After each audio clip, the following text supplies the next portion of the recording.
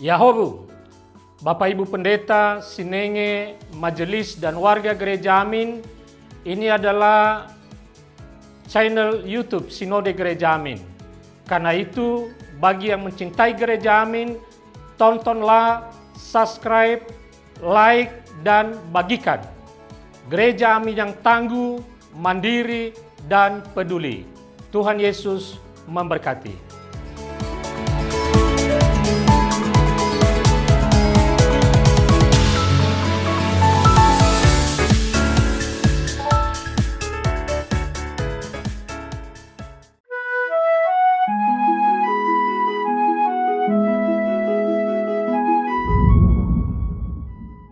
Sahabat YKB yang dikasihi Tuhan, senang dapat kembali menjumpai saudara dalam acara Wasiat Kekal, berupa renungan firman Tuhan yang memandu kehidupan kita.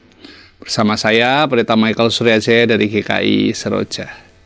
Renungan kita hari ini, Kamis 19 Maret 2026, ditulis oleh Pendeta Hariman A. Patianakota dari Universitas Kristen Maranatha Bandung, dengan judul Seruan dan Penyelamatan, yang dilandaskan pada kitab Mazmur 130.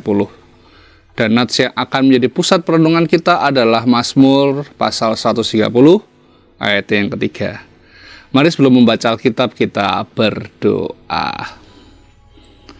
Kami datang padamu Tuhan saat ini, bersama kami akan membaca dan merenungkan firman-Mu. Ya Tuhan, hadirlah bersama kami, tuntunlah kami, supaya kami mengerti akan firman Tuhan, dan kami beroleh anugerah-Mu untuk terus menghidupi firman Tuhan ini dalam hari-hari kami. Ini doa kami naikkan dalam nama Allah Bapa, Anak, dan Roh Kudus. Amin. Sahabat, saya akan bacakan untuk kita Mazmur pasal 130 ayat yang ketiga. Dengarkanlah firman Tuhan. Jika Engkau, ya Tuhan, mengingat-ingat kesalahan, Tuhan, siapakah yang dapat bertahan? Sahabat, dahulu ada seorang pria yang dikenal sebagai orang jahat.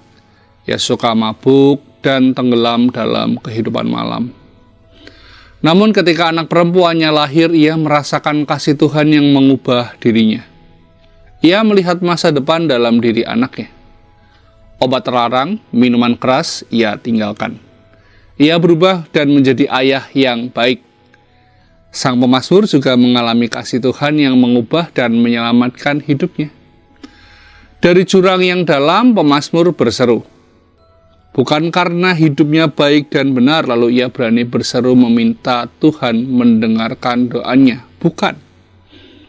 Ia justru sadar bahwa dirinya dan bangsanya lemah, rapuh, dan berdosa. Jika Tuhan mengingat-ingat kesalahan, siapakah yang dapat bertahan? Justru karena kesadaran akan kesalahannya dan mengingat bahwa Tuhan penuh kasih setia, maka ia berseru meminta pertolongan dan pembebasan dari Tuhan. Ia yakin Allah yang penuh rahmat itu akan menebusnya dari segala kesalahan. Sahabat, Tuhan selalu memberi pertolongan bagi siapapun yang mau datang kepadanya. Dosa bukan alasan untuk menjauh dari Dia. Ia selalu punya cara untuk membuat kita mendekat. Sama seperti kisah seorang sahabat di atas, Tuhan mengubah dirinya melalui kelahiran sang putri. Yang terpenting adalah kesediaan untuk berbalik, sebab Tuhan sendiri tidak menghitung-hitung kesalahan kita. Ia justru mau menyelamatkan kita. Mari kita tutup, kita berdoa. Kami mengucapkan syukur padamu Tuhan. Kasih setiamu yang berlimpah menjadi hal yang Kau sediakan bagi kami. Kau menantikan kami berbalik, bertobat, dan kembali berjalan dalam kehendak-Mu. Dan kami disadarkan pada saat ini. Panggilan Tuhan untuk kami menjadi panggilan yang membawa kami berjumpa dengan damai sejahtera dan keselamatan di dalam Tuhan. Kami mau bertekad untuk hidup benar di hadapan-Mu. Kami mau bertekad untuk mengikuti kehendak-Mu, berbalik dari jalan-jalan kami yang jahat, dan berupaya hidup benar di dalam kehendak Tuhan. Tuntunlah kami, tolonglah kami ya Tuhan. Kami berseru kepadamu. Ini doa kami naikkan dalam nama Putra-Mu yang tunggal, Tuhan kami, Yesus Kristus. Amin. Demikian renungan kita hari ini. Jangan lupa subscribe, like, dan bagikan kepada sebanyak mungkin orang. Tuhan memberkati.